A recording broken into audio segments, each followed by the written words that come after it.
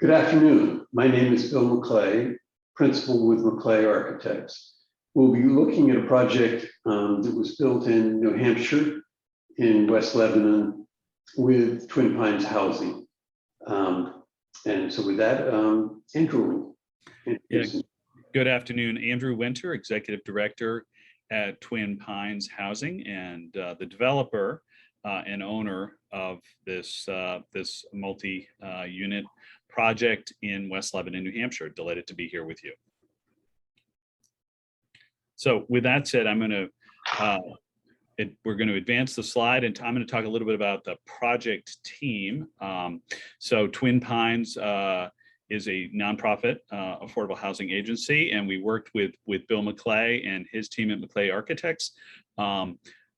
Estes and Gallups was our construction manager on this project. And we had a number of important consultants. Eco Houses of Vermont was our FIAS modeler, Norwich Solar was our solar installer, and then the Vermont Efficiency Vermont, or VEIC as it is called when operating out of state. This was project in New Hampshire, but we went to Efficiency Vermont because they have experience as a FIAS rater, and were very instrumental in helping us achieve our FIAS compliance with this particular certification with this particular project. So with that said, if we could advance, I will talk a little bit about Twin Pines. We're the affordable housing agency nonprofit in the Upper Valley region of New Hampshire and Vermont. So we work in both New Hampshire and Vermont. We have 530 rental units at 18 different properties, about a third in Vermont, about 2/3 in New Hampshire. We also do home ownership, and we have a staff of 25 that includes property management, property development staff, as well as resident support services. We've been around since 1990. And this was one of the first projects that we had done where we were getting a FIAS certification, as well as trying to get to net zero. So with that, I'll ask you to advance the slide, and we'll talk a little bit more about this particular project. So Tracy Community Housing, as mentioned, is in West Lebanon, New Hampshire. We were trying to create a 3-story net zero passive house certified building, 29 1- and 2-bedroom units with a mix of incomes. For those of you not familiar with the affordable housing world, most of the affordable housing that is created in the US is focused on households at or below 60% of the area median income, or AMI. You'll see that designation throughout here. Throughout the deck. And one of the things that we were really focused on was trying to create a project that was centrally focused to services, centrally focused to transportation. We'll talk a little bit about that as we go through the deck. And we're really delighted that we had Bill McClay and his team to assist us with this project. Next slide. As I mentioned, this was one of the first efforts that we've done to develop a more energy efficient product. We have typically included heat and hot water in our rent, but as we're getting into doing more projects and looking at future projects that are passive house certified, we are trying to bake the costs of sort of all of the utilities into the base rent that we charge tenants, as a way to really help tenants, many of whom again are low income, be able to maintain their housing by keeping those costs and controlling those costs. And so we're really excited about this as a model. We've learned a lot from this project. We'll talk about some of the lessons that we've learned, some of the mistakes we made, and what we learned from it as a result as we go through the slide deck.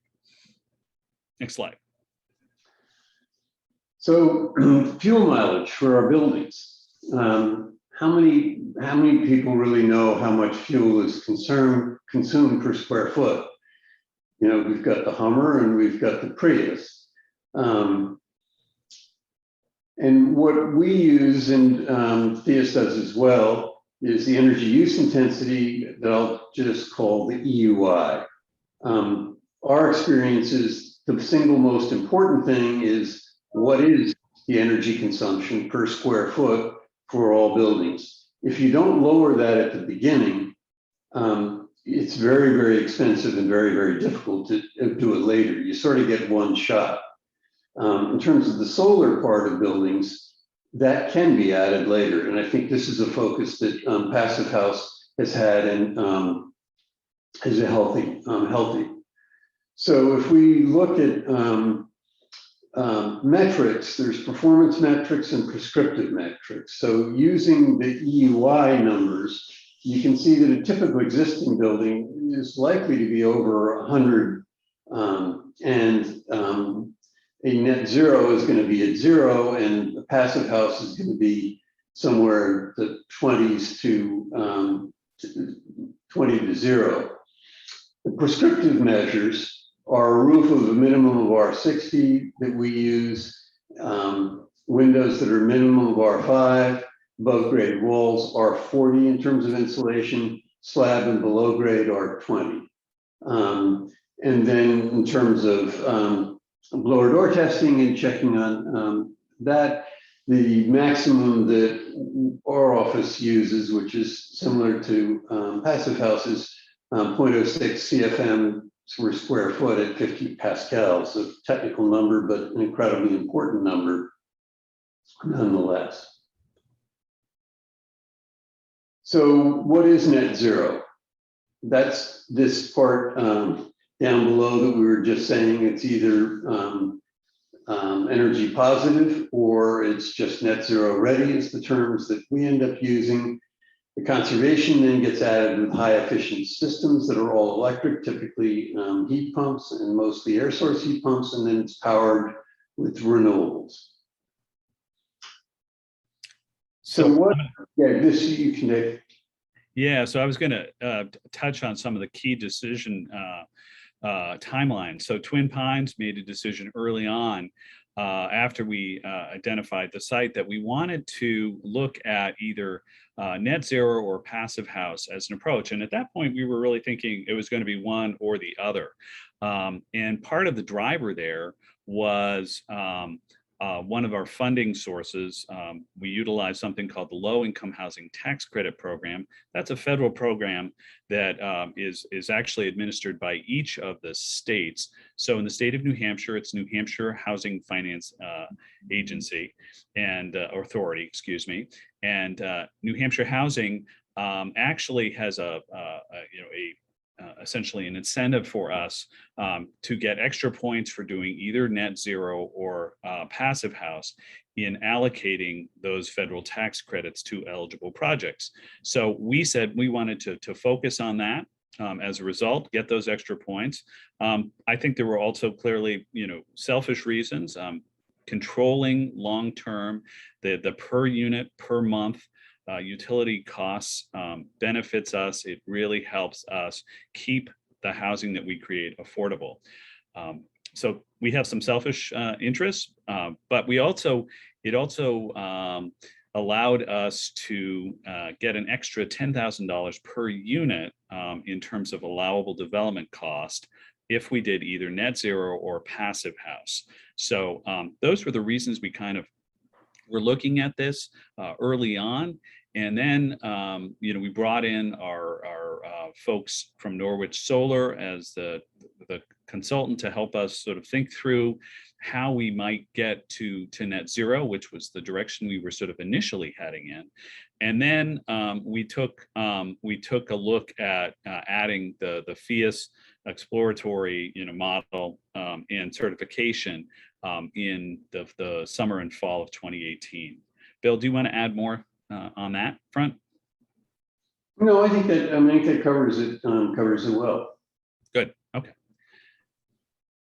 So, one of the things that we were looking at when I approached Bill was the idea of having Maclay design a net zero building, and they have experience doing passive house and net zero, so it was very much a natural fit.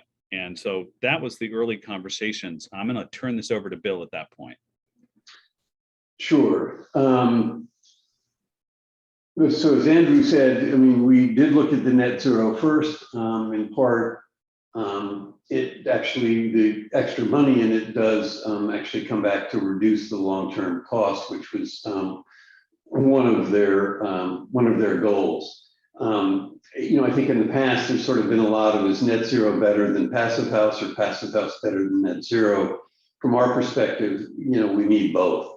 And passive house, I think, has been incredibly influential and helpful in making sure that the EUI, the energy consumed per square foot, is very low, particularly looking at thermal bridging and details around thermal bridging, so that we need the least amount of renewable energy, or what's cost effective in terms of renewable energy.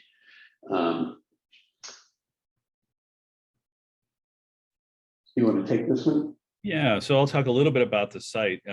As previously mentioned, one of the things we wanted to do, and we try to do when citing all of the affordable housing in our region, which is a rural region, is to try to site it closer to existing amenities, and perhaps most importantly, on water and sewer, and with access to public transportation. So one of the great things about this site, this was an infill site. I actually approached Mascoma Bank, which you see there with the word bank on it. Mascoma had originally looked at this site for a larger development that they ultimately moved to another community. And so they had land that was available. They had a parking lot that we looked at and said, well, we think this might be underutilized. And there were several other single family homes on an adjacent street on Tracy Street that were in poor condition. And so we sort of working with the bank, working with the private owner of those two homes, we were able to assemble the parcel. One of the really nice things about it, as mentioned, is its proximity to public transportation. So we're fortunate in the Upper Valley to have a really robust public transportation system, a free bus service called Advanced Transit. One of its major hubs is literally right there where you see the word bus. And from there, somebody can hop on a bus and get to any of the major employers in the region, whether it's Dartmouth College or Dartmouth Hitchcock Medical Center or the VA Medical Center across the river in White River Junction, Vermont. So a very convenient site for the folks who live there. I just add that Andrew in Twin Pines, is incredibly forward thinking. We need to think not just about buildings, but this building is located in really the heart and downtown of West Lebanon, reinforced by the library and the bus. You also see in this picture that there's been a lot of buildings torn down and a lot of parking lots, and they were very concerned about keeping the density and keeping the downtown a vibrant and good place, as well as being next to the transportation is obviously very good for the people who are their tenants. That's right. And I will say one of the challenges as we look at the site plan here is, despite its downtown location, it's in a zoning district that allows for greater density, but also allows for some flexibility on parking. There is still, and this is something that a lot of communities are grappling with, there is still a push to have a minimum number of parking spaces per unit, whether it's 1 or 1.5 or 2 per unit. Sometimes it's based on bedrooms. And so, but being in the downtown district, we were able to get a little bit of flexibility. So we were able to design a 29 unit building with just around 30 parking spaces that you see here. So we were able to get sort of 1-to-1. And then you see at the front of the building, there's a number of handicap spaces. Those spaces serve both the bank across the parking lot, as well as the residents who reside there. So we're able to kind of take advantage of the proximity to the bank and swing some of those spaces between day use and night use. thus reducing the overall amount of parking that we needed to come up with. The first floor plan is pretty straightforward. In the lower left-hand corner, the green part is a common space for people to gather, and then it's pretty much typical affordable housing units in a simple rectangular design. And the second and third floors are similar. There's less common area, but there is just the same residential bedroom units. So what, I mentioned the standards that we generally have. The exact design for this project is an R40 wall. It's 2x6s of cellulose with 4 inches of polyiso. At that point, we were still using polyiso, and due to global warming potential, we're obviously moving away from foams. The roof is R62. It's 11 inches of polyiso. The subslab is R20. The windows are R4.55 and with solar heat gain of 0.41. The air infiltration that's based on the actual blower door test is 0.044, which is below our typical, what was required. We've had great luck with our blower door testing, getting things so that they're down low. Then air source heat pumps are the heating and cooling, and actually does provide cooling, which is an amenity. Otherwise, in affordable housing units, you often get window air conditioning units. So some of the things, the third story adds a challenge in terms of net zero. If you're trying to get your solar on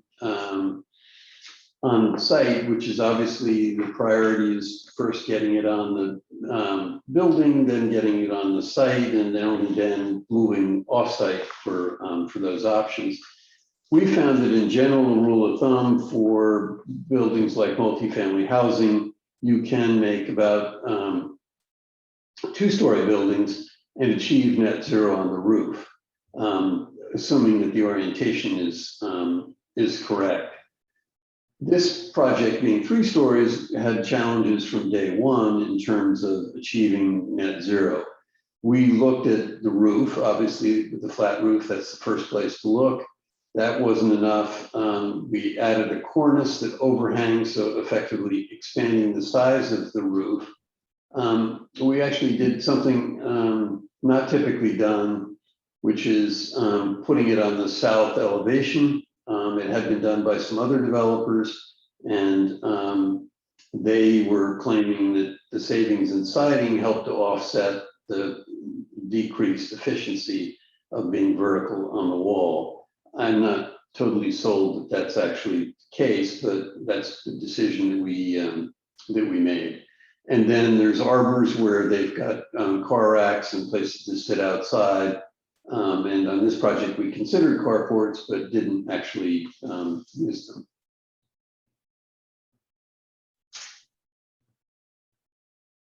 Should I go to 2 slides?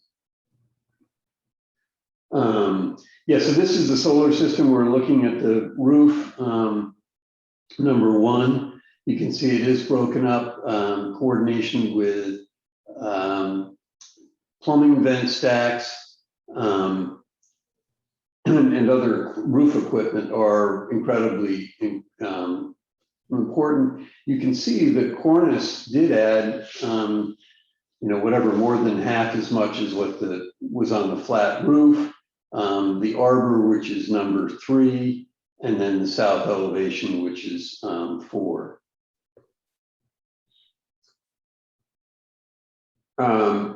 So, what were the additional costs for Passive House? And it was part of the reason of doing the net zero first, because that certification cost with the ILFI is not very expensive. So with Passive House, we did have the cost of extensive energy modeling, the WFI passive, which is excellent, but it does add cost. Ventilation systems, windows. We have found that we don't actually get that much condensation on windows, with windows that are still triple glazed, but not quite meeting the passive house standards. Domestic hot water lengths, how far is it getting traveled? Are you doing it in a circulating loop? And there's a lot of energy loss in domestic hot water. A definite help to the project was there was a FIAS rater working during construction and a FIAS also in terms of doing the energy modeling. So some of the things that, so what happened in terms of the overall project was that it was decided to be net zero. So we worked on that part of it. And they, Tracy Street got a donor who gave money for Passive House. So we added Passive House after we'd started construction. And, the people who we were working with on the Passive House side of things, said, obviously it wouldn't even be considered, except that our standards for what we do for net zero are actually very similar to what Passive House does. There are some things that are different. The ventilation requirement for Passive House is the best ventilation. For bedrooms, it both provides fresh air and a way for exhaust. We originally had the fresh air not as far away so that the circulation was not as good, and that's a Passive House requirement. So we actually changed that after construction had started, which was definitely not helpful, but it was a consequence of the process that we went through. The winter solar, the winter performance was revised. We did do modeling around the windows. We never actually fully achieved it, but we were able to get savings in other places to offset that. So this actually goes through the schedule I was just mentioning. Construction began in the summer of 2018. November 2018, the air source was changed to one-on-one. There's been in affordable housing, because Passive House and high-performing buildings like this one have only one exterior wall per apartment typically. The heat losses are small, and the startup of the air source heat pumps actually short cycles and is less efficient than actually direct resistance heat, even in temperatures of 40 and 50 degrees outside, or 30 and 40 degrees. So that we actually talked directly to the manufacturer. They originally said, "Oh no, we'll stand behind it." And finally I asked them with like 6 or 7 reps from all over. And they said, "No, we actually won't stand behind it," because I asked them, if this fails and short circuits, like we've heard has happened in other places, are you going to stand behind it? And they were not willing to stand behind it. So unfortunately, we changed later at significant cost.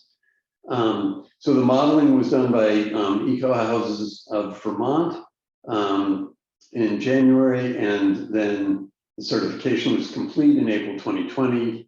Fall was occupied. In October, it was awarded the FIAS Source Zero winner.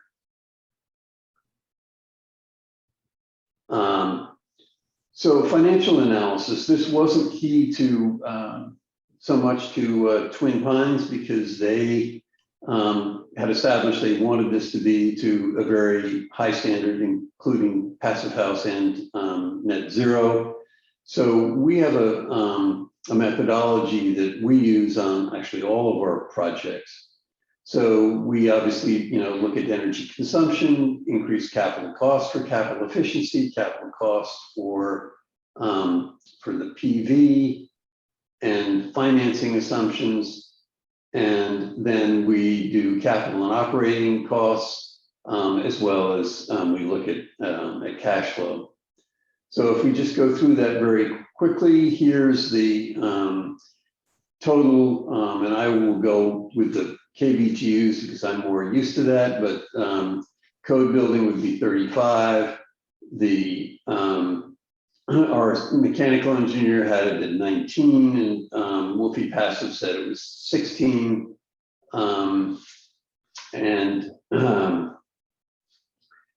This building cost per square foot without the solar, but including the net zero ready added insulation factors, was a cost of $193 a square foot. Not really any more than what typical affordable housing was at that time in New Hampshire. So we broke down the different components to look at what were the costs and what are those components. So we looked at windows, air vapor, basically the whole envelope and the mechanical system.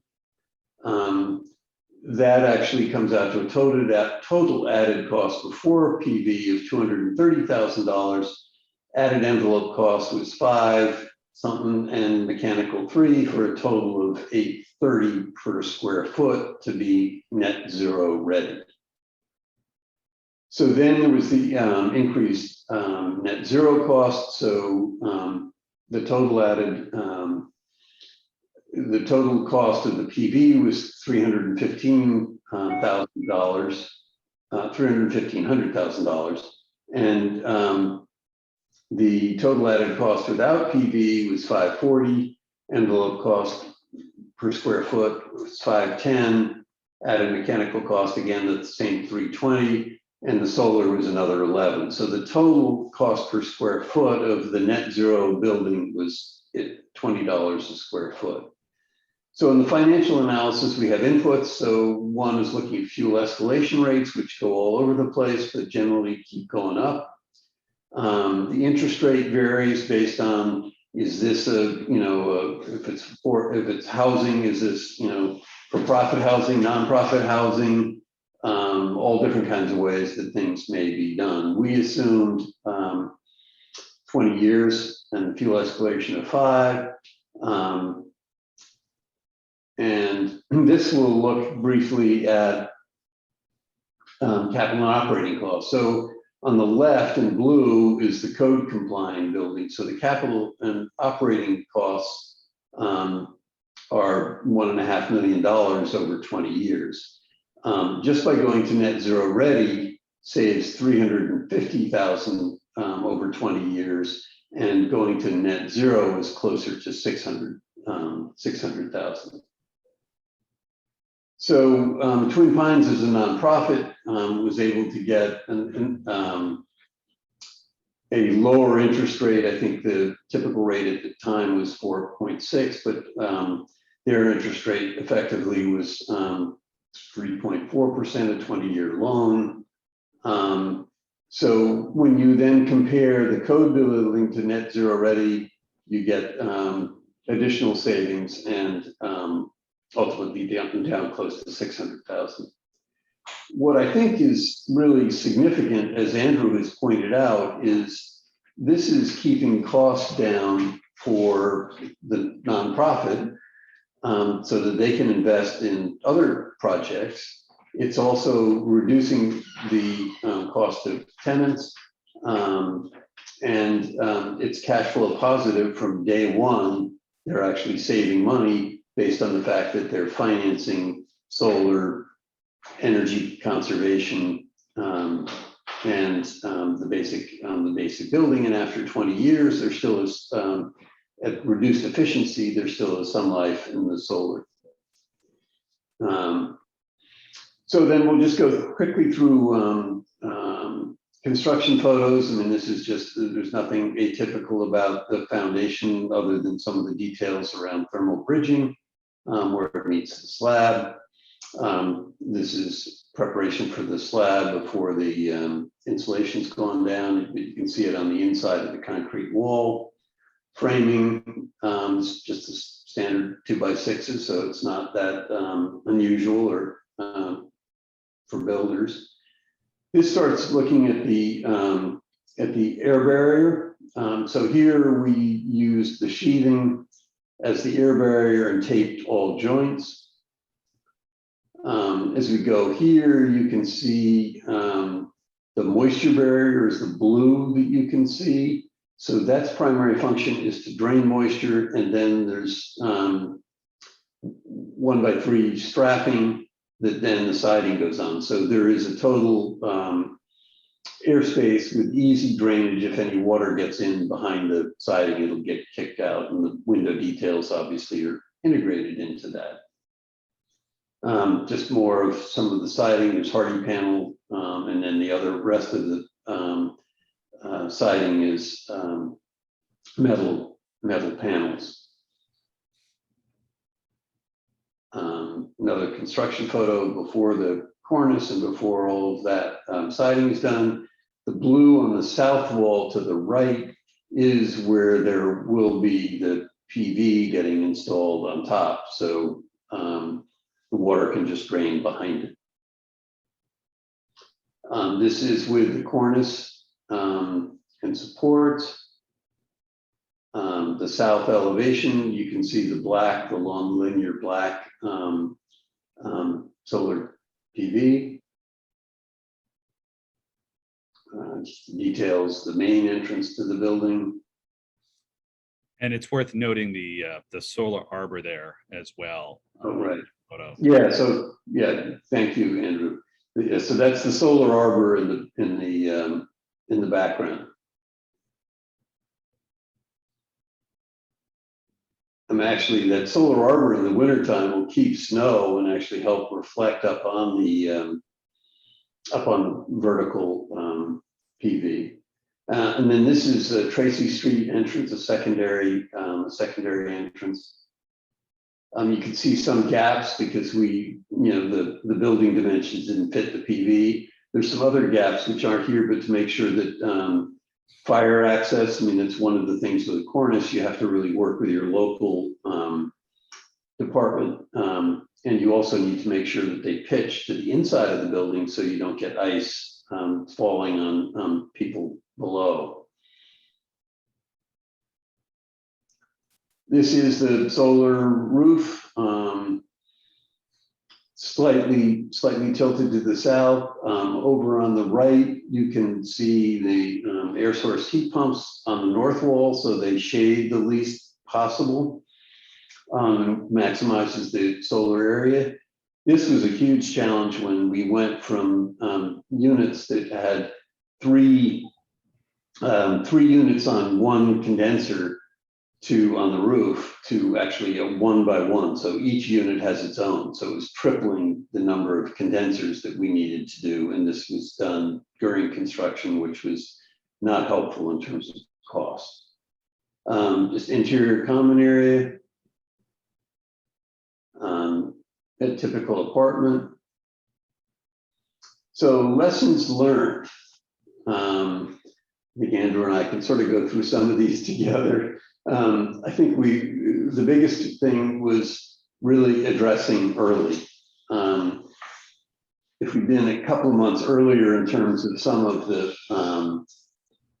solar and mechanical stuff, it would have saved a lot of money.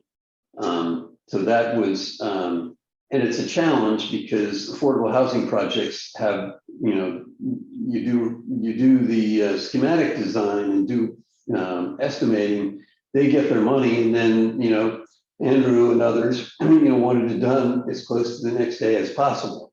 Well, to think that you're going to do a passive house and net zero and have changes, it definitely makes a very challenging situation, but it's a requirement that's not really negotiable.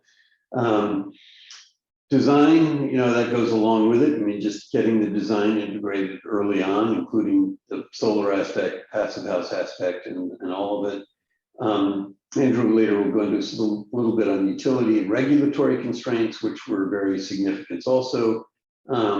And resilience, some things, we and everyone else are learning both in that project, but also since that project. So In terms of certification, ideally, it literally would be on day one. On probably day 2 or 3, we did decide about the net zero, but it was later for fees. Certification fees, in this project, fortunately, that was able to happen later on, but wasn't there at the beginning.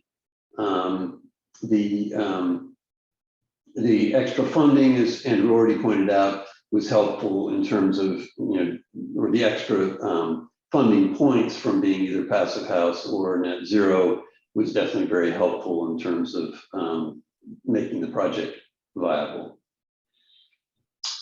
So design, passive house, net zero energy, just reinforcing what I said before, sequencing of work, the coordination of testing and trades, the construction schedule is significant.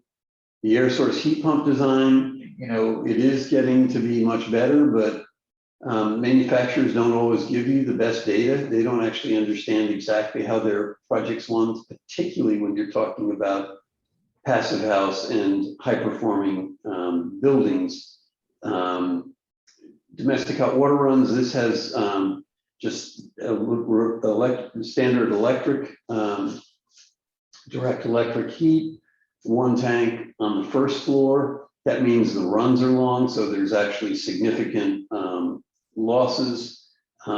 We have been on newer projects, working more and more to get it so that those heat losses are lost. The domestic hot water, and so then we are, the FIAS and net zero envelope are almost the same. The financial analysis, while not totally urgent in terms of this project, we have found that doing the financial analysis has been helpful for us with bond votes, both for municipal buildings, for towns, for businesses who really want to be convinced that this is going to save them money. Embodied energy was not something that we were significantly, we've always had standards to use wood for any number of reasons, but partly in embodied energy and to use cellulose as much as possible, but we are increasingly looking at that, so we're starting to do buildings which the embodied energy is also, we're looking at that in terms of making it quote net zero or positive energy. Totally. So on the solar roof, I mentioned the MEP coordination of utilities is really, really critical. Solar site capacity for 3-story buildings, as I said, that going to 3 stories makes it hard to get it all on the building, which is what we found on this project. So, looking at other parts to hopefully keep it on site, so using carports. The solar, we actually had to go through permitting issues around, is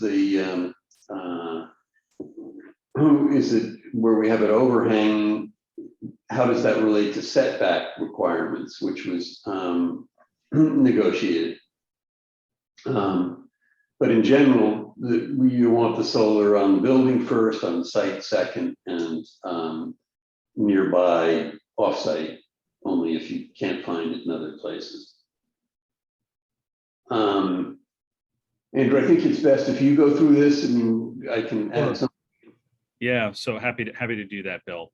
One of the things that's sort of unique about New Hampshire at the time was the requirement of the Public Utilities Commission around having individual meters for each of the residential units. And so it was something that we'd run into earlier on another project where we bought an existing building that was serving the chronically homeless and only had a single meter in it. And we discovered that we had to go to the PUC, the Public Utilities Commission, to get approval to keep that system. So because of that experience, when we got to this project, we knew we were going to have to deal with the PUC to get permission to have a single meter and basically allow us to include electricity costs within the overall rent charges to the tenants. So that was something that we knew about, and the state of New Hampshire is trying to make that a little bit easier. We have done other projects with single meter again since then. But one of the other things that they were really that was problematic is the fact that because of the rate structure, we actually ended up needing to put 3 separate meters on the building rather than having a single meter. And that classification system required us to sort of balance uses between the amount of electricity generated, so that we're trying to get the uses and the electricity demands to balance one another in a more even-handed way than you would have to do if you had a single meter. So that was challenging. And then, there are challenges in terms of tenant use and how the tenants, how much electricity are they really going to use in a multifamily building? We think we know, but individual behaviors, how often people keep their windows open. They may feel like they've got to keep their windows open all the time, even though we have energy recovery ventilation systems that are bringing fresh air into the building. And so there are some real world challenges sometimes with this. And then lastly, we were able to benefit from some utility rebates from Liberty Utilities at the end, but that was not a known quantity until the very end of the project. So some of the challenges there that are particular to New Hampshire, very different from what we deal with in Vermont and the situation in Massachusetts. Okay. Resilience has been brought up in terms of areas that could be done better, is in terms of elevator backup, and looking at batteries, islanding. However, batteries for a project this size are incredibly expensive at this time, but at some point that may shift. When there's a power outage, the solar cannot produce because they want to make sure that it's shut down so that it's not electrocuting electrical workers. Other things in terms of phone charging. Could there be ways to keep that, just because phones have become such a critical part? Are there other things, Andrew, that from your perspective, typically that we've not really covered in terms of lessons learned? No, I think that that really does it. On our newer projects, where we can and where there's a reason to, particularly those projects that serve seniors, we're actually looking at installing generators as a way to provide backup, and then having outlets in hallways that so if there's medical equipment that needs to be plugged in the event of an outage, there's a way to do it, and while maintaining access to the building and the elevator operating. So those are things that we do. This particular project was what we call general occupancy housing or family housing.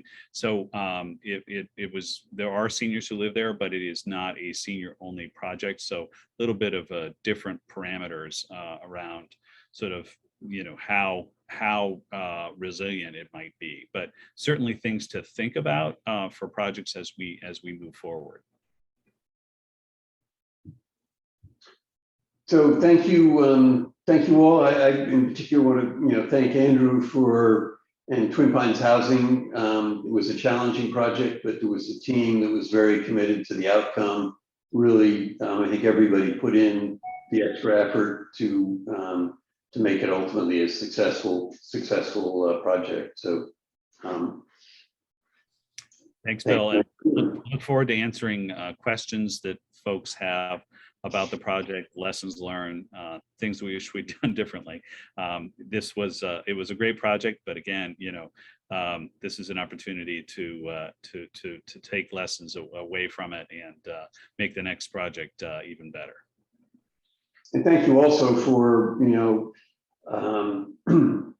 this presentation with Passive House Massachusetts.